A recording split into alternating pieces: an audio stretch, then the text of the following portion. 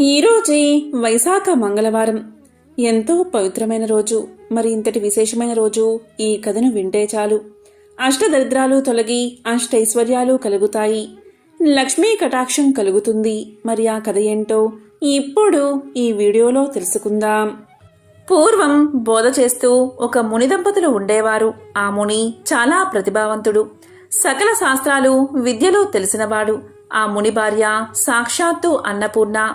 ఆమె శిష్యులను తన కన్న బిడ్డల్లాగా చూసుకునేది. ఆకలితో ఎవరు వచ్చినా లేదనకుండా వారి ఆకలి తీర్చేది. అలా ఒకనాడు ఆ ముని దంపతుల వద్దకు వసంతుడు అనే అనాథ వచ్చి శిష్యుడిగా చేరాడు. అతను బాగా చురుకైనవాడు, తెలివైనవాడు కావడంతో అతనికి గురువుగారు నేర్పించే విద్యలన్నీ కూడా ఇట్టే అబ్బేవి. వసంతుడు కొన్నాళ్లకే తన గురువుకు తెలిసిన విద్యలన్నీ పూర్తిగా నేర్చుకున్నాడు. ఇక అతనికి నేర్పడానికి తన వద్ద ఉన్న జ్ఞానం సరిపోకపోవడంతో తనకు గురువులైన వారి వద్దకు పంపించి మరీ విద్యాభ్యాసం చేయించాడు ఆ గురువర్యుడు. అయితే కొన్నాళ్లకే అతనికి నేర్పడానికి తమ వద్ద ఉన్న విద్యలన్నీ కూడా పూర్తయ్యాయని ఆ పెద్ద గురువులైన వాళ్ళు కూడా తెలియచేశారు. ఇదిలా ఉండగా నిండు చూలాలైన గురుపత్ని ప్రసవించే సమయం రావడంతో వసంతుడు ఆశ్రమంలో అన్ని పనులు తానే చూసుకుంటూ తల్లితో సమానురాలైన గురుపత్నిని కాలు కింద పెట్టకుండా చూసుకుంటున్నాడు. ఆమెకు పురిటి నొప్పులు ప్రారంభం అయ్యాయి. ఆశ్రమం లోపల ప్రసవం జరుగుతూ ఉండగా వసంతుడు గుమ్మం బయటకు వచ్చి కూర్చున్నాడు. కాసేపట్లో లోపల నుంచి చంటి బిడ్డల ఏడుపులు వినబడ్డాయి. గురుపత్ని కవల పిల్లలకు జన్మను ఇచ్చింది. ఒక మగపిల్లవాడు, ఒక ఆడపిల్ల. ఇంతలో దివి నుండి భువికి దిగి వచ్చిన ఒక దివ్య పురుషుడు వడివడిగా ఆశ్రమం లోపలికి వెళ్తూ గుమ్మం ముందు కూర్చున్న వసంతుడికి కనిపించాడు. మామూలు మనుషులకైతే అతను కనిపించి ఉండేవాడు కాదు. కాని వసంతుడు దైవ రహస్యాలు కూడా నేర్చుకున్నాడు కాబట్టి ఆ వచ్చిన అతను ఎవరో ఇట్టే కనిపెట్టేశాడు. వచ్చినవాడు సాక్షాత్తు బ్రహ్మదేవుడు. అతడు బ్రహ్మ అప్పుడే పుట్టిన పిల్లలకు నుదుటి రాత రాయడానికి వచ్చాడు అని అర్థం చేసుకున్న వసంతుడు ఓపిగ్గా బయట కాలు చాచుకుని కూర్చున్నాడు. వసంతుడు బ్రహ్మ బయటకు రాగానే ఆయనకు ప్రణామం చేసి, స్వామి, మా గురువుగారి పిల్లల నుదుట ఏమి రాశారో దయచేసి సెలవు ఇవ్వండి అని వినమ్రపూరితంగా అడిగాడు. బ్రహ్మ తన్ని చూడగలిగిన ఆ పిల్లవాడు సామాన్యుడు కాదు అని తెలుసుకుని వసంతుడు అడిగిన విధానానికి ముచ్చటపడి ఇతరులకు చెప్పకూడని రహస్యాన్ని అతనికి చెప్పడానికి నిర్ణయించుకున్నాడు. అప్పుడు ఇలా అన్నాడు, నాయనా, ఈ అబ్బాయి బీదవాడిగా మారిపోతాడు. ఇతని జీవితకాలమంతా ఇతని వద్ద ఒక్క మూట బియ్యము, ఒక ఆవు, ఒక పూరిపాక తప్ప ఇక ఏమీ ఉండవు. ఇతను రోజంతా కష్టపడినా తన రెక్కల కష్టంగా పెళ్ళాన్ని పిల్లల్ని పోషిస్తాడు అంతే అన్నాడు. ఇక ఈ అమ్మాయి మాత్రం వేశ్య అవుతుంది. పూల కోసం రోజుకో పురుషుడితో సంభోగించి వారకాంత అవుతుంది అని చెప్పి అక్కడి నుంచి వెళ్లిపోయాడు. బ్రహ్మదేవుడు చెప్పిన మాటలు విని వసంతుడు నిశ్చేష్టుడు అయ్యాడు. సాక్షాత్తు దైవ స్వరూపుడైనటువంటి తన గురు దంపతులకు పుట్టిన పిల్లలకు ఇలాంటి రాత రాశాడు. ఏమిటి విధాత అని విచారంగా ఆలోచనలో మునిగిపోయాడు.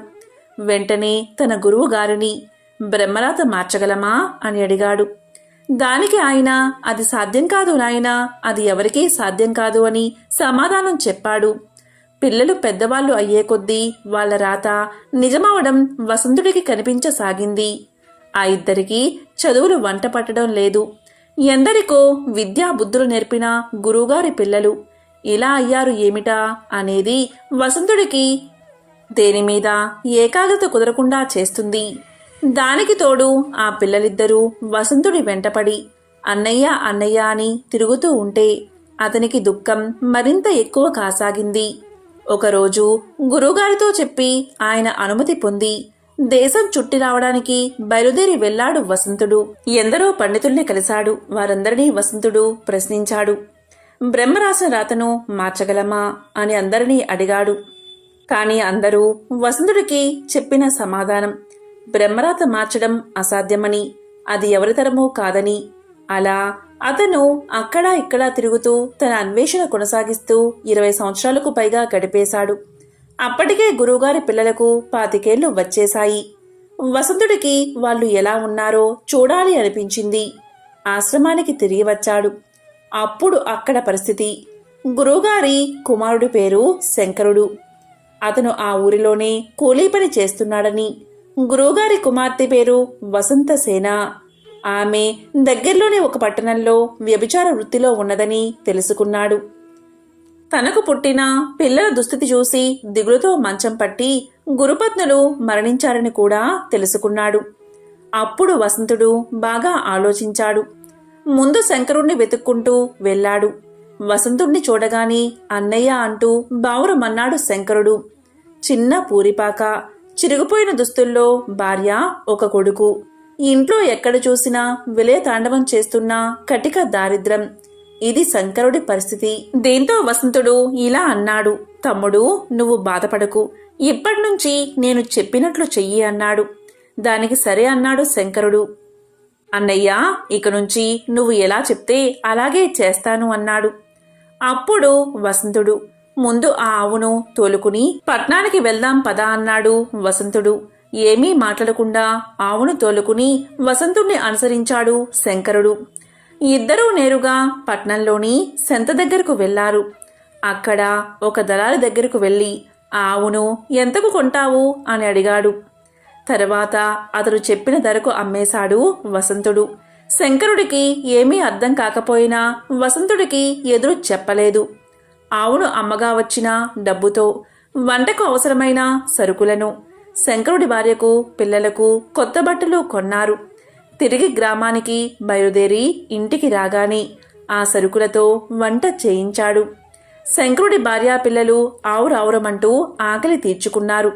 తరువాత వసంతుడు శంకరుడితో, తమ్ముడు, అన్నదానం చేద్దాం, ఆకలితో ఎవరు వచ్చినా లేదనకుండా వడ్డించు అన్నాడు. దీంతో శంకరుడు మారు మాట్లాడకుండా అలాగే చేశాడు. కాని శంకరుడు ఆ రోజు రాత్రి వసంతుడితో ఇలా అన్నాడు. అన్నయ్య, ఇంతవరకు ఆ ఆవు ఉంది కదా అన్న ధైర్యం నాకు ఉండేది. ఇప్పుడు ఉన్న ఆ ఒక్క ఆధారం కూడా పోయింది. దాన్ని అమ్మగా వచ్చిన ధనం కూడా అన్నదానానికే ఖర్చయిపోయింది. తెల్లవారితే ఎలా గడపాలో అని భయంగా ఉంది అన్నాడు. దానికి వసంతుడు, తమ్ముడు, నువ్వేమీ ఆలోచించకుండా సుఖంగా నిద్రపో, పొద్దునకి అంతా సర్దుకుంటుంది అని ధైర్యం చెప్పాడు. తీరా పొద్దున్నే లేచి తలుపు తెరిచి బయటికి వచ్చి చూసిన శంకరుడి ఆశ్చర్యానికి అంతే లేకుండా పోయింది. శంకరుడి ఇంటి ముందు ఒక ఆవు నిలబడి ఉంది. శంకరుడి ఆస్తి ఎప్పుడు ఒకే ఆవు అని బ్రహ్మ రాసిన రాత. పొల్లుపోకుండా ఉండడానికి రాత్రికి రాత్రి బ్రహ్మే స్వయంగా ఒక ఆవును తీసుకుని వచ్చి అక్కడ కట్టేశాడు. ఆ రోజు కూడా ఆవును తీసుకుని వెళ్లి సంతలో అమ్మి వచ్చిన ఆ డబ్బుతో అన్నదానం చేయించాడు వసంతుడు. తమ్ముడు, ఇక ఇలాగే ప్రతిరోజు క్రమం తప్పకుండా చేస్తూ ఉండు అని చెప్పి వసంతుడు అక్కడ్నుంచి వసంతసేనను వెతుక్కుంటూ బయలుదేరాడు. అన్ని దానాల్లోకెల్లా గొప్పదైన అన్నదానాన్ని క్రమం తప్పకుండా చేస్తున్నందున శంకరుడు తన జీవితంలో అనంతమైన పుణ్యాన్ని మూటకట్టుకున్నాడు. ఆ తరువాత వసంతుడు వాళ్ళను వీళ్లను అడుగుతూ వెళ్లి వసంతసేనని కలుసుకున్నాడు. వసంతసేన ఒక అవ్వతో కలిసి ఒక ఇంట్లో ఉంటుంది. ఆమె వసంతుణ్ణి చూడగానే బోరుమని ఏడ్చేసింది. అన్నయ్య, నేను మహాపాపిని. ఈ పాప పంకిలంలో కూలిపోయాను. మీలాంటి ఉన్నతుణ్ణి చూడ్డానికి నాకు అర్హత లేదు అని బావురమ్మంది. దానికి వసంతుడు, ఊరుకో చెల్లి, ఊరుకో. ఈ పాప పంకిలం నుండి నువ్వు బయటపడే మార్గాన్ని చెబుతాను. ఇక ఇవాటి నుంచి నేను చెప్పినట్లు చెయ్యి అన్నాడు. ఆమెను ఓదార్చాడు. దానికి సరే అంది వసంతసేన. ఆ రాత్రికి విఠలుడు ఎవరు వచ్చినా సరే 1,00,000 వరహాలు చెల్లించాల్సిందే. 1,00,000 వరహాలు చెల్లిస్తేనే లోపలికి ప్రవేశమని చెప్పమని అక్కడ ఉన్న వసంతసేనతో ఉన్న అవ్వకు చెప్పాడు. దానికి ఆశ్చర్యపోతూ అవ్వ, అయ్యా, ఇది జరిగే వ్యవహారం కాదు అని ఏదో చెప్పబోయింది. వసంతుడు ఆమెను మధ్యలోనే వారించి నేను చెప్పినట్లు చెయ్యి అన్నాడు. ఆజ్ఞాపిస్తున్నట్లుగా అన్నాడు. ఆ రాత్రి 2-3 విడుదలు వచ్చి 1,00,000 వరహాలు అనగానే వెనుతిరిగి వెళ్ళిపోయారు. అది వాళ్ళు ఊహించలేని మొత్తం. కాని అర్ధరాత్రి సమీపిస్తుంది అనగా ఒక మహాపురుషుడు మాత్రం 1,00,000 వరహాలతో వచ్చి ఆ రాత్రి వసంతసేనతో గడిపి వెళ్ళాడు. ఆ మరుసటి రోజు రాత్రి కూడా అలాగే జరిగింది. తన రాత తప్పకుండా వసంతసేనకు దగ్గరకు వచ్చింది సాక్షాత్తు బ్రహ్మే అని వసంతుడికి తెలుసు. అలా బ్రహ్మ ఆమె దగ్గరకు రావడం వల్ల ఆమె మూటగట్టుకున్న పాపాలన్నీ కూడా నశించిపోయాయి. ఆమె జన్మ చరితార్థం అయింది. అలా వసంతుడు వాళ్ళిద్దరి చేత పుణ్యకర్మలు చేయించి గురుపత్నుల రుణం తీర్చుకున్నాడు. ఈ ప్రపంచంలో ప్రతి జీవి నుదుట తల రాసేది బ్రహ్మే. అయినా దాన్ని చక్కగా తీర్చిదిద్దుకునే శక్తిని, అవకాశాన్ని మాత్రం ప్రతి జీవికి ఇచ్చాడు అని దాన్ని నిరూపించాడు. అలా బ్రహ్మరాతను సైతం బ్రహ్మాండమైన రాతగా మార్చి చూపించాడు వసంతుడు. పూర్వకాలంలో రఘువంశపు రాజైన దిలీపునికి చాలా కాలం వరకు సంతానం కలగలేదు. అప్పుడు దిలీపుడు తన అర్ధాంగి అయిన సుదక్షిణాదేవితో సహా సద్గురు దర్శనం కోసం వశిష్ఠ మహర్షి ఆశ్రమానికి చేరుకున్నాడు. తనకు గల బాధను వశిష్ఠ మహర్షికి చెప్పాడు. అప్పుడు 1 నిమిషం ధ్యానం చేసి వశిష్ఠుల వారు ఇలా అన్నారు. నాయనా, నీవొకసారి దేవేంద్ర లోకం వెళ్ళి తిరిగి వస్తున్నప్పుడు కల్పవృక్ష ఛాయలో ఉన్న కామధేనువును గమనించలేదు. గోవు కనబడగానే నమస్కారం చేసి ప్రదక్షిణం చెయ్యాలి. ఇక కామధేనువు మాట వేరే చెప్పాలా? సర్వధర్మాలు తెలిసిన నీవు అప్పుడు ఋతుస్నాత అయిన నీ భార్య దగ్గర ఉండాలి అన్న ధర్మాన్ని పాటించే తొందరలో వేగంగా నీ మందిరానికి చేరుకుందామని వస్తూ ఉన్నావు. ఆ కారణంగా నీవు ఆ కామధేనువును గమనించకై వచ్చేశావు. నీచే పూజ వ్యతిక్రమం జరిగింది. పూజల్లో గుర్తించకపోవడం శ్రేయస్సుకు భంగకరం కదా. అప్పుడు కామధేనువు, రాజా, నన్ను పూజించకని తొందరలో ఉండి వెళ్ళిపోతున్నావు. నా సంతానమును సేవించినా కాని నీకు సంతానం కలగదు అని చెప్పింది. కాని రథవేగం వల్ల వాయుధ్వని కారణంగా నీకు గాని నీ సారథికి కాని ఆ కామధేనువు చెప్పిన మాటలు వినబడలేదు. నాయనా, తెలిసి చేసినా తెలియక చేసినా కర్మఫలాన్ని అనుభవించక తప్పదు. చేసిన తప్పును సరిదిద్దుకుని ప్రగతి పదంలో నడిచేవాడు ఉత్తముడు. కాబట్టి నీవు గోసేవ చేసి శ్రేయస్సును పొందు. వరుణుని యజ్ఞంలో పాలు, నెయ్యి, ధనధాన్యాలు సమకూర్చుటకై కామధేనువు పాతాళ లోకానికి వెళ్ళింది. ఆ గోమాత తిరిగి వచ్చేంత వరకు ఆమె సంతానమైన ఈ నందిని ధేనువును సేవించి తరించు. ఇలా వశిష్ఠుల వారు హితవు చెప్తూ ఉండగాని ఆ నందిని ధేనువు రానే వచ్చింది. దిలీపుడు పరమ సాధ్వి అయిన సుదక్షిణాదేవి ఆ నందిని ధేనువును సేవించడం ప్రారంభించారు. ఆ రాజదంపతులు నందిని ధేనువును నీడలాగా అనుసరించి సేవించారు. ఆ ధేనువు నిల్చుంటే నిల్చుని, కూర్చున్నా కూర్చుని, నీళ్లు తాగితే తాగి ఆ నందిని ధేనువును ఆరాధించారు. ఇలా 21 రోజులు ఆ రాజదంపతులు ధేను వ్రతాన్ని పరమ భక్తితో చేశారు. వారి సేవకు సంతోషించిన నందిని ధేనువు వారి భక్తిని పరీక్షిద్దామని హిమాలయాలలో ఒక గంభీర బిలంలోకి ప్రవేశించింది. త్రుటిలో ఒక సింహం ఆ హోమధేనువు మీద పడబోయింది. వెంటనే రాజు ఆ ధేనువును కాపాడ్డానికి ధనుర్బాణాలు తీయబోయాడు. కాని ఆశ్చర్యం, చిత్రపటంలోని వీరుడిలాగా ఉండిపోయాడు. ఆ సింహం మాయ వల్ల స్థానువుగా ఉండిపోయాడు. ప్రగల్భంగా అప్పుడు సింహం ఇలా పలికింది. రాజా, గిరిజాధిపతి ఆజ్ఞ పొంది నేనీ పరిసరాల్లో విహరిస్తున్నాను. శివ కింకరుడును. నా మీద నీ శక్తులేమీ పనిచేయవు. నేను మామూలు సింహాన్ని కాదు. ప్రతిరోజు పరమేశ్వరుడు నందిని ఆరోహించేటప్పుడు నన్ను పాదపీఠికగా వినియోగించి అనుగ్రహిస్తాడు. నేను నికుంభ మిత్రుడైన కుంభోదరుడును. పార్వతీదేవికి పుత్రప్రాయమైన ఈ దేవదారు వృక్షాన్ని కాపాడడానికి పరమశివుడు నన్నిక్కడ నియమించాడు. ఈ ప్రాంతానికి వచ్చే ఏ మృగాన్నైనా భక్షించే అధికారం నాకు ఉంది. నా పరాక్రమం, బాహుబలం వృధా అవుతున్నాయే. ఈ నందిని ధేనువును కాపాడలేకపోతున్నాని అని అనుకుంటున్న రాజు, నేను కుంభోదరుడను, శివ కింకరుడను అన్న మాటలు వినగానే కొంచెం కుదుటపడ్డాడు. భగవత్ శక్తి ముందు మానవ శక్తి అతి అల్పమే కదా అని అనుకున్నాడు. ఆ కుంభోదరునితో ఇలా పలికాడు. ఓ దివ్య సింహమా, సృష్టి స్థితిలయకారకుడైన ఆ పరమేశ్వరుడు నీకు వలే నాకు కూడా పరమ పూజ్యుడు. కానీ హోమధేనువైన ఈ నందిని కాపాడ్డం ధర్మమే కదా. మనిద్దరికీ శ్రేయోదాయకమైనది చెప్తాను.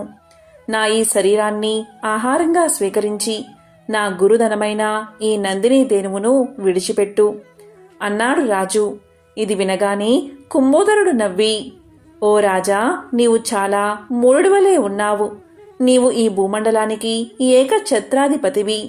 యవ్వనంలో ఉన్న మన్మదాకారుడవి. ఒక్క గోవు కోసం అన్నీ వదులుకుంటావా? అల్ప కారణానికి అధిక మూల్యం ఎందుకు చెల్లిస్తావు? ఈ ఆవు కాకపోతే ఇలాంటివి కోటి మీ గురువుగారికి ఇవ్వవచ్చు. నీ పాలనలో సుఖంగా ఉండే కోట్లాది ప్రజలను అనాథలు చేసి ఈ గోవు కోసం శరీర త్యాగం చేస్తావా? నీకు ఎట్టి అపకీర్తి రాదు, గురుద్రోహం అంటదు అని పలికాడు. దిలీపుణ్ణి ప్రలోభ పెడదామని. అది విని ధర్మాత్ముడైన దిలీపుడు, ఆపద నుంచి రక్షించేవాడే క్షత్రియుడు, అంటే క్షత్రము నుంచి రక్షించేవాడే క్షత్రియుడు. అట్లు చెయ్యనివాడు రాజు ఎలా అవుతాడు? అదీ కాక ఎదురుగా హింస జరుగుతూ ఉన్నా కాపాడకుండా చూస్తున్నా ప్రాణాలు ఎందుకు? ఓ శివకింకరుడా, నీవు దేవతామూర్తివి. నా శరీరాన్ని స్వీకరించి ఈ ధేనువును విడిచి నా ప్రార్థన మన్నించు అని పలికాడు మహారాజు. ఎలాగో చివరికి ఒప్పుకున్నది సింహం. స్థానువుగా ఉన్న రాజు మామూలుగా కదలగలిగాడు. తన్ని తాను సింహానికి అర్పిద్దామని మోకాళ్లపై కూర్చుని తల వంచుకుని సింహం వేటుకై ఎదురుచూస్తున్న దిలీపుడి మీద పుష్పవృష్టి కురిసింది. నందిని ధేనువు అప్పుడు దివ్య ఆకృతి దాల్చి ఇలా పలికింది, రాజా, వశిష్ఠ మహర్షి తపశక్తి వల్ల నన్ను ఈ సింహమే కాదు, విశ్వంలో ఏ శక్తి హాని కలిగించలేదు. నిన్ను పరీక్షిద్దామని ఇలా చేశాను. నీ భక్తితో నన్ను మెప్పించావు. దివ్యమైన నా క్షీరాన్ని స్వీకరించు, సంతానవతుడివి అవుతావు అన్నది నందిని ధేనువు. అప్పుడు ధర్మజ్ఞుడైన దిలీపుడు ఇలా అన్నాడు, తల్లి, నీ కరుణ అమోఘం. నన్ను నా అర్ధాంగిని ధన్యుల్ని చేశావు. లేగదూడా నీ పాలకై ఎదురుచూస్తుంది. మహర్షులు యజ్ఞార్థం నీ క్షీరానికై నిరీక్షిస్తూ ఉంటారు. వారు తీసుకున్న తర్వాత మిగిలిన దానిలో 6వ వంతు తీసుకుంటాను. ధర్మాత్ముడైన రాజు ప్రజల నుంచి 6వ వంతు మాత్రమే కప్పంగా తీసుకుంటాడు అని రాజు పలకగా, తదేతి అని ఆశీర్వదించింది నందిని. ధేనువ్రత మహిమ వల్ల రఘుమహారాజును పుత్రునిగా పొందినాడు దిలీపుడు. ఒకసారి సౌనకాది మహర్షులు ఇలా పలికారు, ఇతర వృక్షాల కంటే రావి, మర్రి చెట్లు మాత్రమే ఎందుకంత పవిత్ర వృక్షాలుగా పేరు పొందాయి అని అడగగా సూతుడు ఇలా చెప్పసాగాడు.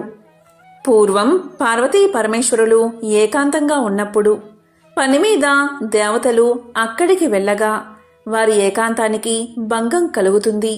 దీనికి పార్వతీదేవి ఎంతో కోపగించి మా ఏకాంతాన్ని భంగం చేశారు కాబట్టి భూలోకంలో చెట్లుగా పడి ఉండండి అని శపిస్తుంది దేవతలని. పార్వతీదేవి పెట్టిన శాపానికి ఆ పరమేశ్వరుడితో సహా దేవతలందరూ వృక్షాలుగా మారిపోతారు. ఈ విధంగా దేవతలంతా వేరువేరు వృక్షాలుగా మారితే శ్రీ మహావిష్ణువు రావి చెట్టుగాను, మహాశివుడు మర్రి చెట్టుగాను మారిపోయారు. ఇలా రావి, మర్రి చెట్లుగా మారిన శివకేశవులు జగదేక పూజనీయులు కాబట్టి ఆ చెట్లకు అంతటి పవిత్రత కలిగింది. వీటిలో రావి చెట్టు శని దృష్టికి సంబంధించిన కారణంగా శనివారం రోజు మాత్రమే పూజనీయమైనది. శని, ఆదివారం రోజు తప్ప తక్కిన రోజుల్లో రావి చెట్టును అస్సలు తాకకూడదు అని సూతుడు సౌనకాది మహామునులు చెప్పగా ఇదంతా విన్నా సౌనకాది మహర్షులు రావి చెట్టు ఎందుకు శనివారం మాత్రమే పూజనీయం అయింది, మిగిలిన రోజుల్లో ఎందుకు తాకకూడదు అని అడిగారు. దానికి సూత మహర్షి ఇలా చెప్పసాగాడు. పూర్వం క్షీరసాగర మదనం జరిగినప్పుడు అనేక వస్తువుల్లో లక్ష్మీదేవిని, కౌస్తుభాన్ని శ్రీహరికి సమర్పించి తక్కిన సంపదనంతా దేవతలు తీసుకున్నారు. శ్రీ మహావిష్ణువు లక్ష్మీదేవిని వివాహం చేసుకోవాలి అనుకున్నాడు. కాని లక్ష్మీదేవి శ్రీ మహావిష్ణువుతో ఇలా పలుకుతుంది, దేవా, నాకన్నా పెద్దది అయినా నా అక్కయ్య ఉంది. ఆమెకు వివాహం కాకుండా చిన్నదైన నేను వివాహం చేసుకోవడం తగదు. కాబట్టి మా అక్క పెళ్లి గురించి ఆలోచించండి అని పలుకుతుంది. దాంతో శ్రీ మహావిష్ణువు లక్ష్మీదేవి అక్కగారైన జ్యేష్ఠాదేవిని ఉద్దాలకుడు అనే మహర్షికి ఇచ్చి వివాహం జరిపిస్తాడు. ఆ విధంగా ఉద్దాలకుడు జ్యేష్ఠాదేవిని తన ఆశ్రమానికి తీసుకువెళ్తాడు. ఆ తరువాత శ్రీ మహావిష్ణువు లక్ష్మీదేవిని వివాహం చేసుకుంటాడు. నిరంతరం ధూపదీప నైవేద్యాలతో నిండిన ఆశ్రమాన్ని చూసి, వేదఘోషతో మారుమోగుతున్న ఆశ్రమాన్ని చూసి, ఆశ్రమంలోని శుభ్రతను చూసి జ్యేష్ఠాదేవి దుఃఖిస్తూ, ఇది నాకు సరైన చోటు కాదు. శుభ్రంగా ఉన్న చోట, వేదాలు చదివే దగ్గర, అతిథి సత్కార్యాలు జరిగే దగ్గర, యజ్ఞాలు జరిగే దగ్గర నేను నివసించలేను. అదేవిధంగా ప్రేమగల భార్యాభర్తలు ఉండే చోట, పితృదేవతలను పూజించే చోట, నీతిగా ఉండేవారి దగ్గర, అబద్ధం ఆడనివారి ఇంట, ప్రేమగా మాట్లాడేవారి ఇంట, గురువులను పూజించే దగ్గర నేను ఉండలేను అంటుంది. దీంతో ఉద్దాలకుడు, మరి నీవు ఎక్కడ ఉంటావు అని అడుగుతాడు. దానికి జ్యేష్ఠాదేవి ఇలా సమాధానం చెప్తుంది. ఏ ఇంట్లో అయితే రాత్రింబగళ్ళు భార్యాభర్తలు దెబ్బలాడుకుంటూ ఉంటారో, ఏ ఇంట్లో అయితే అతిథులు నిరాశతో ఉంటారో, ఎక్కడైతే వృద్ధులకు, మిత్రులకు, మంచివారికి అవమానం జరుగుతుందో, ఇంకొకరి ధనాన్ని ఆశపడేవారి ఇంట్లో, శుభ్రంగా లేని చోట నేను నివాసముంటాను అని పలుకుతుంది.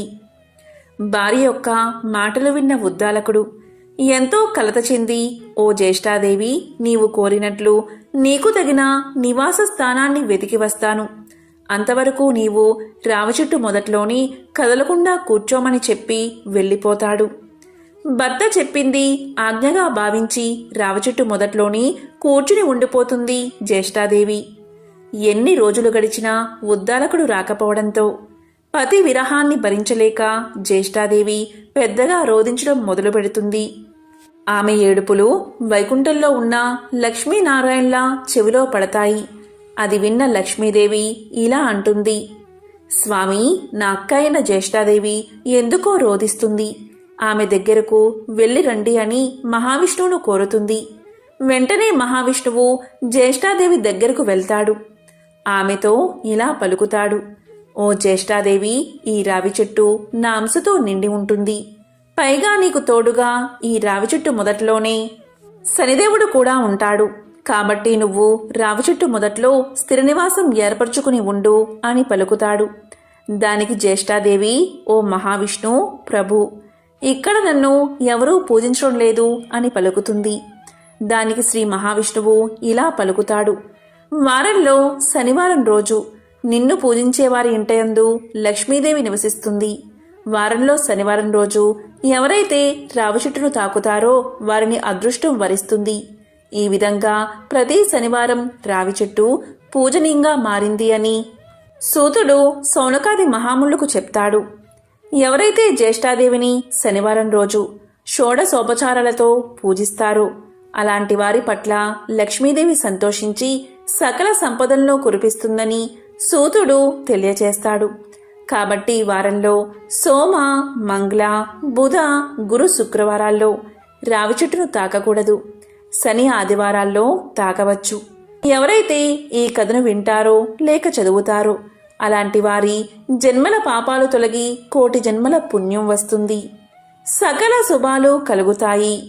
ఇలాంటి శక్తివంతమైన రోజు ఎవరైతే ఈ కథను వింటారో వారికి ఉన్న శని బాధలు తొలగిపోతాయి. కష్టాలు, దరిద్రం తొలగి ఐశ్వర్యవంతులు అవుతారు. మరి శనిదేవుడి మహిమను తెలిపే ఆ పవిత్ర కథ ఏంటో ఇప్పుడు తెలుసుకుందాం. పూర్వకాలంలో సుమేధుడు అని బ్రాహ్మణుడు నివసిస్తూ ఉండేవాడు. ఒకరోజు అతనికి ఒక కల వచ్చింది. ఆ కలను భార్యతో ఇలా చెప్పాడు. ఈ మధ్య నాకు కలలో ప్రతిరోజు ఒక నీలిరంగు దుస్తులు వేసుకున్న వ్యక్తి కనిపిస్తున్నాడు. మాటి మాటికి 7 సంవత్సరాలు నిన్ను పట్టుకుంటాను అని అంటున్నాడు అని భార్యకు తెలియజేశాడు. దాంతో భార్య ఇలా పలుకుతుంది. నీలిరంగు బట్టలు అంటే శనిదేవుడు. మీకు శనిదశ ప్రారంభం కాబోతుంది అని అర్థం. ఈసారి శనిదేవుడు కల్లో కనిపిస్తే పట్టుకోమని చెప్పండి. కానీ 2 కాలం కంటే ఎక్కువ ఉండడానికి ఒప్పుకోకండి అని భార్య తెలియచేస్తుంది. ఇక తర్వాత రోజు శనిదేవుడు సుమేధుడి కల్లో కనిపిస్తాడు. ఇక సుమేధుడు ఇలా పలుకుతాడు, ఓ శనిదేవా, నన్ను పట్టుకుంటావా అని అడుగుతాడు. దానికి శనిదేవుడు, ఓ బ్రాహ్మణుడా, నేను నీపై పూర్తిగా 7 సంవత్సరాల పాటు ఉంటాను అని పలకగాని, దానికి సుమేధుడు, ఓ శనిదేవా, నేను అన్ని రోజులు నిన్ను భరించలేను అంటాడు. దానికి శనిదేవుడు, ఓ సుమేధ, నేను పూర్తిగా 5 సంవత్సరాలు నిన్ను పట్టుకుంటాను అంటాడు. దానికి బ్రాహ్మణుడు, ఓ శనిదేవా, అన్ని రోజులు నేను నిన్ను మొయ్యలేను అంటాడు. దానికి శనిదేవుడు, అయితే సుమేధ, 2.5 సంవత్సరాల కాలం నేను నీతో ఉంటాను అంటాడు. దానికి బ్రాహ్మణుడు, ఓ శనిదేవా, అన్ని రోజులు నేను నీతో ఉండలేను అంటాడు. ఇక శనిదేవుడు చివరగా ఇలా పలుకుతాడు, చూడు సుమేధ, 2.25 సంవత్సరాల కాలం నీవు నన్ను భరించక తప్పదు అంటాడు. దానికి సుమేధుడు సరే అని ఒప్పుకుంటాడు. మరుసటి రోజు ఉదయం నిద్రలేవగాని ఈ విషయాన్ని తన భార్యకు తెలియచేస్తాడు. నాకు 2.25 సంవత్సరాల శనిదశ ప్రారంభమైంది. నాకు నీవు 2 బంగారు కాసులు ఇవ్వు అని అంటాడు. నేను అడవిలోకి వెళ్ళి పూజా పునస్కారాలు చేసి వస్తాను. నీవు ఇంట్లోనే ఉండి పిల్లల్ని జాగ్రత్తగా చూసుకో. ఎవరితోనూ పోరు పెట్టుకోకు. అందరితో జాగ్రత్తగా ఉండు. ఇలా చెప్పి బ్రాహ్మణుడు అడవిలోకి వెళ్తాడు. అక్కడ ఒక చెట్టు కింద కూర్చుని పూజ చేసుకుంటూ ఉంటాడు. ఇలా ఒక కాలం గడుస్తుంది. ఇక బ్రాహ్మణుడు ఇలా అనుకుంటాడు, ఒక కాలం అయిపోయింది కదా, ఇంకా కొంచెం సమయం మాత్రమే మిగిలి ఉంది కదా, ఇది దారిలోనే అయిపోతుంది అనుకుంటూ ఇంటికి బయలుదేరతాడు. కాని శనిదేవుడి ప్రభావం నుంచి ఎవరూ తప్పించుకోలేరని అతనికి తెలియదు. అతనికి దారిలో కొన్ని పుచ్చకాయలు కనిపిస్తాయి. వాటిని ఇంటికి తీసుకువెళ్తాను అనుకుని అక్కడ ఎవరైనా ఉన్నారేమో అని గట్టిగా పిలుస్తాడు. కాని అక్కడ ఎవరూ ఉండరు, ఎవరూ పలకరు. ఇక తన దగ్గర ఉన్న ఒక బంగారు నాణాన్ని అక్కడ పెట్టి 2 పుచ్చకాయలు కోసుకుని సంచిలో వేసుకుంటాడు. ఇక తిరిగి ఇంటికి ప్రయాణం సాగిస్తాడు. ఇంతలో 2 సిపాయిలు అటుగా వస్తారు. వారు బ్రాహ్మణుణ్ణి ఆపి, నీ సంచిలో ఏముందో చూపించు అంటారు. దానికి సుమేధుడు, నా సంచిలో 2 పుచ్చకాయలు ఉన్నాయి అంటాడు. దానికి సిపాయిలు సంచి తెరిచి చూపించమని అడగగా సుమేధుడు సంచి తెరచి చూడగానే దాంట్లో రాజుగారి 2 కొడుకుల తలలు ఉంటాయి. దీంతో సిపాయిలు అతన్ని పట్టుకుని రాజుగారి దగ్గరకు తీసుకువెళ్తారు. రాజుతో సిపాయిలు ఇలా పలుకుతారు, ఓ రాజా, ఈ బ్రాహ్మణుడు మీ 2 కొడుకులను చంపి తలలను సంచిలో వేసుకున్నాడు అని అనగానే ఆ మాటలు విన్న రాజుగారికి ఎక్కడలేని కోపం వచ్చి ఆ బ్రాహ్మణుణ్ణి వెంటనే ఉరితీయండి అని ఆజ్ఞాపిస్తాడు. సిపాయిలు సుమేధుణ్ణి తీసుకుని వెళ్లి ఉరి తీయబోగా సుమేధుడు ఇలా పలుకుతాడు, మహారాజా, దయ చూపించండి, కొంచెంసేపు ఆగండి, నన్ను పూజ చేసుకోనివ్వండి అని పలకగానే రాజు ఒప్పుకుంటాడు. ఇక సుమేధుడు పూజ చేసుకుంటూ ఉండగా శనిదశ పూర్తవుతుంది. ఇంతలో అక్కడకు రాజుగారి 2 కొడుకులు తిరిగి వస్తారు. వారిని చూసి రాజు ఎంతో ఆశ్చర్యపోతాడు. అప్పుడు రాజు బ్రాహ్మణుడితో ఇలా పలుకుతాడు, ఓ బ్రాహ్మణుడా, నీవు ఏమాయ చేశావు అని అనగానే సుమేధుడు ఇలా అంటాడు, మహారాజా, నేను ఏమాయా చేయలేదు. నాకేమీ తెలియదు. నాపై శని ప్రభావం ఉంది. అందుకే ఇదంతా జరిగింది అని సమాధానం చెప్తాడు. దానికి రాజు ఇలా అడుగుతాడు, ఓ బ్రాహ్మణుడా, శనిదశ పట్టుకుంటే నివారణ ఉపాయమేమిటి అని అడగగానే సుమేధుడు ఇలా చెప్తాడు, రాజుకు శనిదశ పట్టుకుంటే నల్లటి ఏనుగును దానంగా ఇవ్వాలి. షావుకారికి శనిదశ పట్టుకుంటే ఒక నల్లటి గుర్రాన్ని దానంగా ఇవ్వాలి. ఒక గృహస్థుడికి శనిదశ పట్టుకుంటే నూనెలో ముంచిన రొట్టెను నల్లని కుక్కకు తినిపించాలి. అదేవిధంగా రావి చెట్టును పూజించాలి. శనిదేవుణ్ణి కూడా పూజించాలి అని సమాధానం చెప్తాడు. దాంతో రాజు బ్రాహ్మణుడికి కొంచెం నగదు ఆభరణాలు ఇచ్చి వదిలేస్తాడు. అప్పుడు బ్రాహ్మణుడు ఇంటికి చేరుకుంటాడు. ఇంటికి వెళ్ళిన తర్వాత భార్యతో ఇలా అంటాడు, జరిగిన విషయమంతా చెప్తాడు. అప్పుడు ఆమె సంచిలో ఏం తీసుకువచ్చారు అని అడగగానే బ్రాహ్మణుడు 2 పుచ్చకాయలు తీసుకువచ్చాను అంటాడు. తీరా సంచి తెరిచి చూడగానే పుచ్చకాయకు బదులు బంగారపు కాసులు ఉంటాయి. దానికి భార్య, ఇంత బంగారం ఎక్కడిది, మీకు శని పట్టుకుంది కదా అని అనగానే దానికి సుమేధుడు ఇలా చెప్తాడు. శని పట్టినప్పుడు పుచ్చకాయలు తలకాయలుగా మారాయి, వదిలిపోగానే పుచ్చకాయ స్థానంలో బంగారం వచ్చింది అని సమాధానం చెప్తాడు. ఈ కథను విన్నా, చదివినా, చెప్పినా, వినిపించినా జన్మల పాపాలు తొలగి 1,000,000 జన్మల పుణ్యం వస్తుంది, సకల శుభాలు కలుగుతాయి. ఓం నమో నారాయణాయ. ఓం నమః శివాయ. ఓం శ్రీ మహాలక్ష్మియే నమః.